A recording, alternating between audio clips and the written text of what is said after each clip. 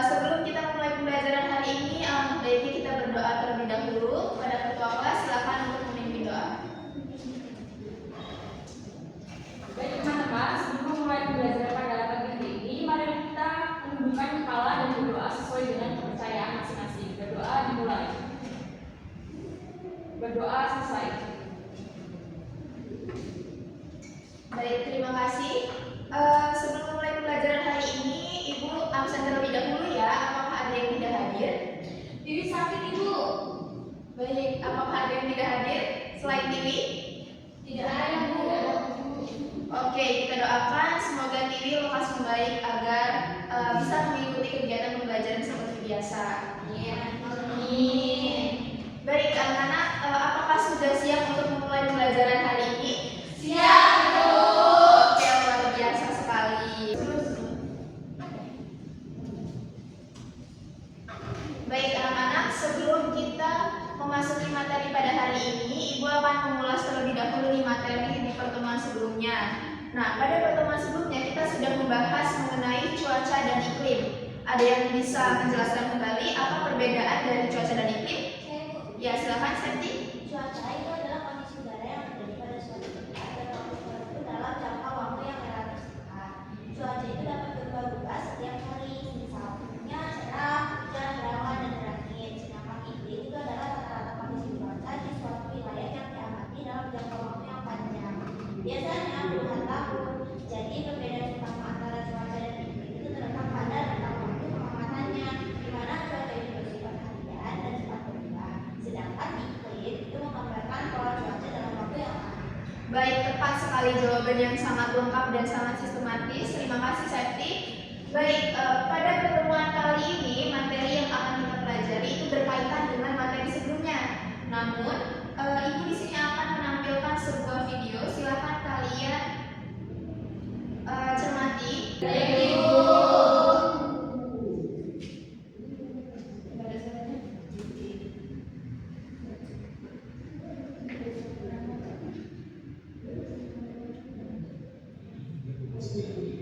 Terdapat 6 RT dan 4 ruas jalan tergenang.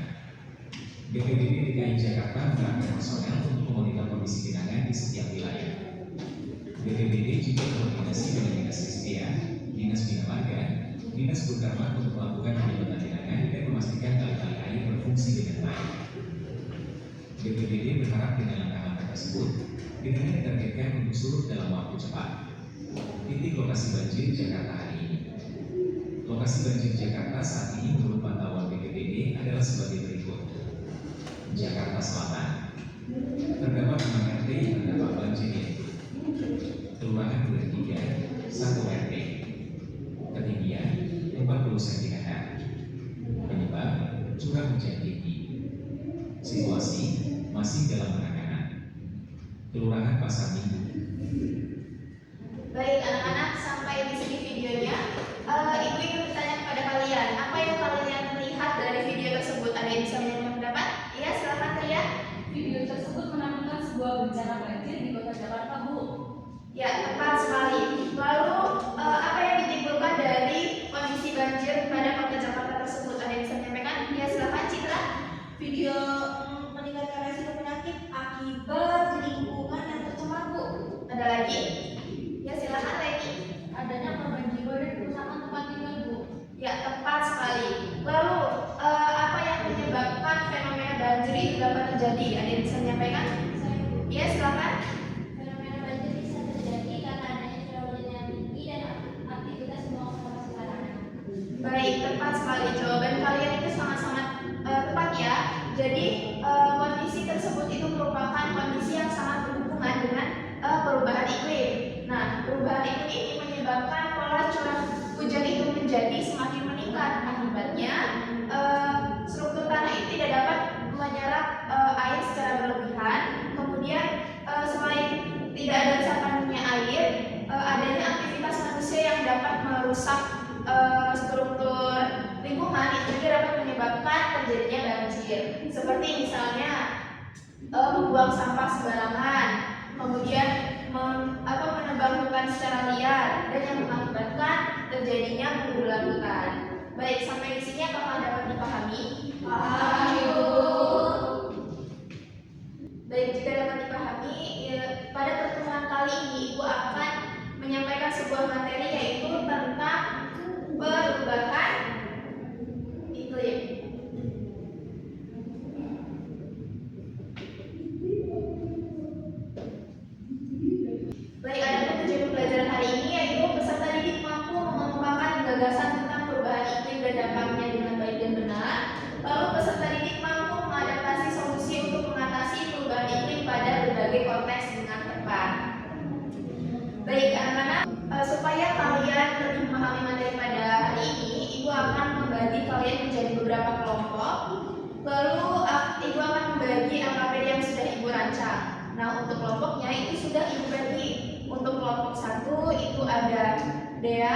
Zahra, Pia, dan juga Kalista. Untuk kelompok 2 itu ada Citra, Leni, Tria, dan Septi.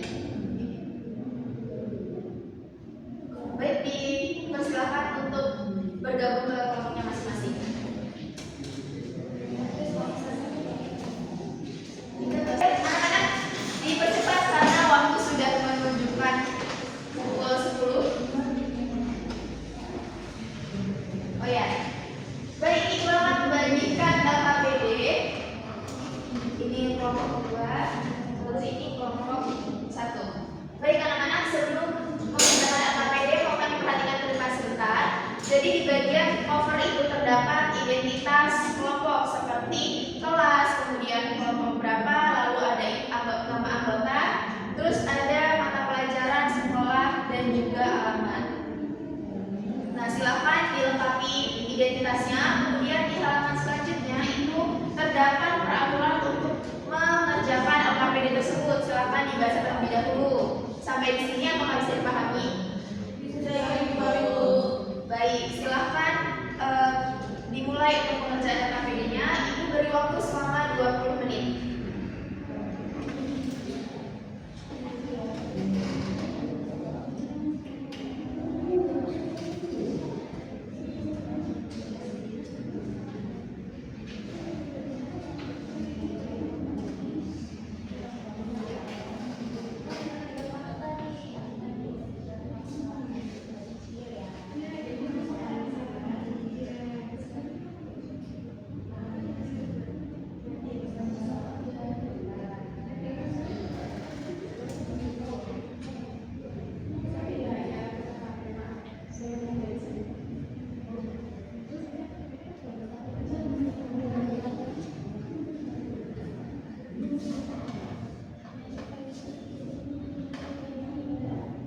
Oke anak-anak, waktu sudah tinggal 5 menit lagi, silahkan dimaksimalkan jawabannya ya. Setelah itu kita akan mengadakan sesi presentasi dan juga diskusi.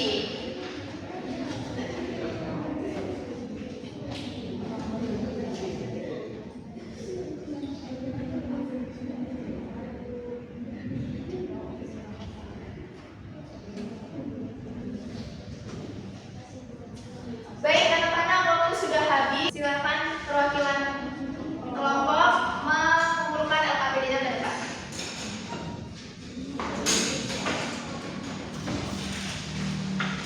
Baik, selanjutnya kita akan memasuki sesi presentasi. Adakah kelompok yang ingin mengajukan diri? Kelompok 1 Ibu. Baik, dipersilakan untuk kelompok 1 maju ke depan.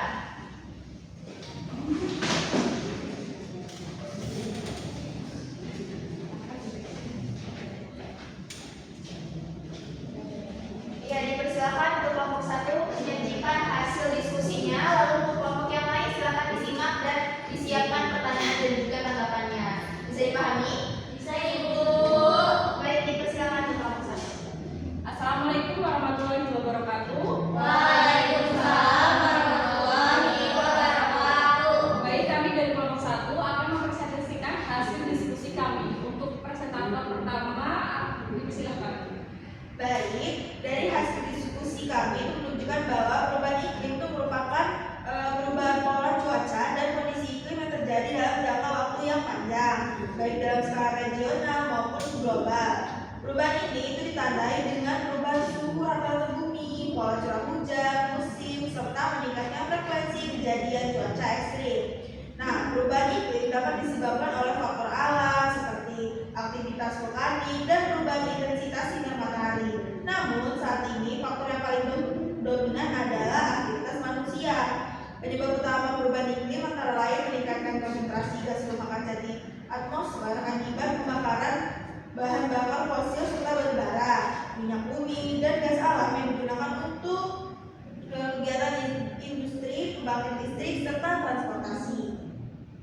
Baik, selanjutnya mengenai dampak perubahan iklim, hasil diskusi dari kelompok kami itu menunjukkan bahwa perubahan iklim itu memberikan berbagai pengaruh yang signifikan terhadap lingkungan, kehidupan manusia, dan juga makhluk hidup lainnya.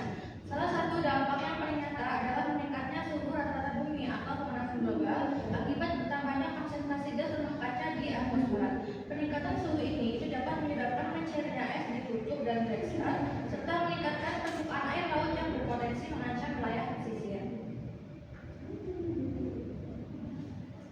Baik, selanjutnya, upaya yang dapat dilakukan untuk mengurangi dampak perubahan iklim antara lain dengan menerapkan berbagai tindakan yang mendukung kelestarian lingkungan dan mengurangi emisi gas rumah kaca. Salah satu upaya yang paling penting adalah menanam dan menjaga pohon, karena pohon berperan dalam menyerap karbon dioksida dari atmosfer melalui proses fotosintesis. Semakin banyak pohon yang ditanam dan hutan yang dilestarikan, semakin besar pula kemampuan lingkungan dalam mengurangi konsentrasi gas rumah kaca yang menjadi penyebab utama perubahan iklim. Demikian presentasi yang dapat kami simpulkan. Wassalamualaikum warahmatullahi wabarakatuh. Waalaikumsalam warahmatullahi wabarakatuh. Baik, terima kasih kepada kelompok 1 yang sudah menyajikan hasil diskusinya dan juga sudah mempresentasikannya dengan sangat baik. Baik, sesi selanjutnya adalah sesi tanya jawab dan diskusi. Apakah ada yang ingin ditanyakan? Silakan Septi.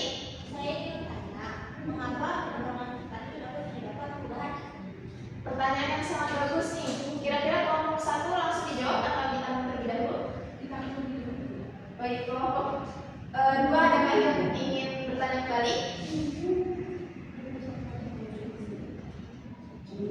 Oke, cukup. Silakan untuk kelompok 1 menjawab dari pertanyaan si Septi.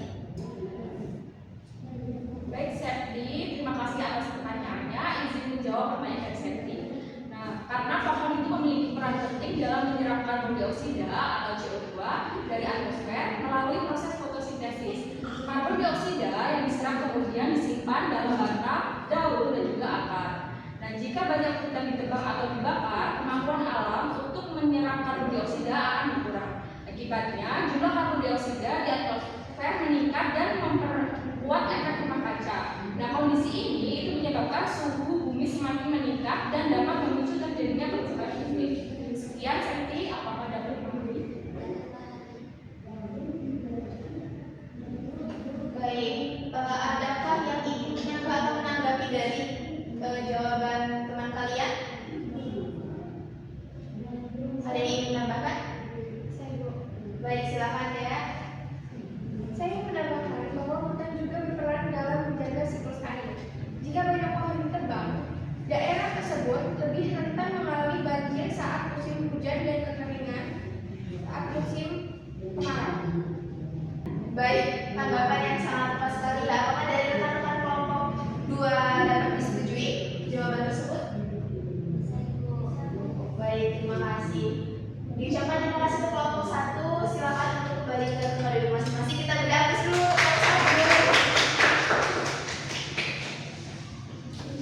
Baik, anak-anak, tadi kita sudah mendengarkan hasil presentasi dan juga diskusi dari kelompok 1. Seperti yang sudah kita ketahui dari hasil presentasi tadi, bahwa gas rumah kaca seperti karbon dioksida itu akan menahan panas di atmosfer sehingga suhu bumi itu meningkat. Nah, kondisi inilah yang dikenal dengan pemanasan global. Oke, dampak dari perubahan iklim itu sendiri itu kita dapat rasakan dalam kehidupan sehari-hari seperti yang kita ketahui pada cuaca saat ini. Cuaca saat ini itu terkadang kalau sekalinya panas banget, tapi kalau sekalinya hujannya deras bahkan sampai menimbulkan banjir. Oke, baik, supaya kalian lebih paham tentang perubahan iklim, Ibu akan menjelaskan sedikit materi tentang perubahan iklim melalui PPT yang Ibu sajikan. Silakan dicermati dengan baik ya. Baik, di sini terdapat pertanyaan, apa itu perubahan iklim?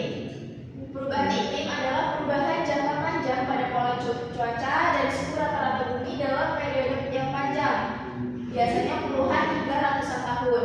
Nah, saat ini istilah tersebut umumnya merujuk pada pemanasan global yang terjadi akibat meningkatnya konsentrasi gas rumah kaca di atmosfer karena aktivitas manusia seperti pembakaran bahan bakar fosil, deforestasi, dan juga kegiatan industri. Lalu, adapun ciri-ciri perubahan iklim, yang pertama itu kenaikan suhu rata-rata global, kemudian ada perubahan pola curah hujan, kemudian meningkatnya frekuensi cuaca ekstrim seperti banjir, kekeringan, gelombang panas, dan juga badai. Lalu mencairnya es di kutub dan gletser, kemudian kenaikan permukaan air laut. Lalu ada penyebab perubahan iklim seperti yang tadi sudah dijelaskan, emisi emisi gas rumah kaca, karbon dioksida, kemudian ada metanan, nitrogen oksida, kemudian yang kedua ada penenggalan hutan yang mengurangi kemampuan bumi menyerap karbon dioksida. Lalu yang ketiga, aktivitas industri dan transportasi yang menghasilkan emisi tinggi. Baik, sampai di sini ada yang ingin ditanyakan?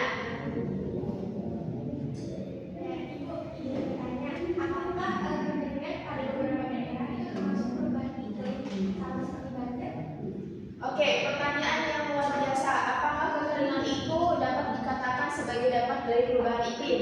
Ya, jadi selain perubahan iklim itu dapat menyebabkan banjir, perubahan iklim juga itu dapat menyebabkan kekeringan. Seperti yang sudah dikatakan tadi bahwa ketika pola cuaca itu tidak menentu dan juga curah hujan itu tidak signifikan, maka dapat menimbulkan terjadinya kekeringan. Selain itu, kekeringan itu sendiri dapat menyebabkan banyak kerugian terhadap lingkungan sekitar kita. Misal, petani yang kehilangan tumbuhan panennya karena terdapat kekeringan yang sangat tinggi. Kemudian, kekeringan itu sendiri dapat menyebabkan partikel-partikel debu itu semakin tinggi. Jadi, dapat menyebabkan penyakit seperti asma, kemudian paru-paru basah dan lain sebagainya. Sampai di sini dapat dipahami ya? Baik, dari penyebab-penyebab tadi ada pun dampak dari perubahan iklim, yaitu gangguan pada pertanian dan ketahanan pangan. Kemudian musim kemarau panjang menyebabkan kekeringan, kemudian kerusakan ekosistem dan hilangnya keanekaragaman hayati, dan meningkatnya resiko penyakit dan bencana alam. Apa yang bisa kita lakukan? Yang pertama, menanam pohon atau yang kita sebut dengan reboisasi. Yang kedua, hemat listrik dan air. Yang ketiga, dukung energi terbarukan. Baik, dari sini dapat disimpulkan bahwa perubahan iklim adalah masalah nyata yang mempengaruhi semua makhluk hidup. Dengan memahami penyebab dan dampaknya, kita bisa bersama-sama menjaga bumi melalui kebiasaan sederhana. Baik, sebelum kita tutup pembelajaran pada hari ini, adakah poin penting yang kalian dapatkan? Siapa yang ingin menyampaikan? Ya, silakan ya. Baik, poin penting yang saya dapatkan hari ini yaitu perubahan iklim ternyata dapat menyebabkan berbagai dampak seperti banjir, terus ada kekeringan, cuaca ekstrim, lalu bisa meningkatkan suhu bumi. Ya, baik, tepat sekali jawabannya ya. Insya menambahkan sedikit. Jadi, ya, ada pun poin penting yang kita dapat pada hari ini. Ada 3, yaitu yang pertama, perubahan iklim itu tidak hanya terjadi di wilayah kita saja, melainkan bisa di luar negeri juga. Seperti contohnya tadi, mencairnya es di kutub, kemudian ada mencairnya glacier juga.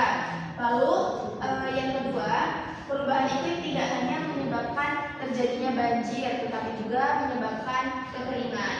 Lalu yang ketiga, perubahan iklim itu juga tidak berpengaruh terhadap lingkungan saja, tetapi juga berpengaruh juga terhadap kesehatan tubuh kita. Baik, sampai di sini apakah sudah bisa dipahami? Bisa, Ibu. Oke.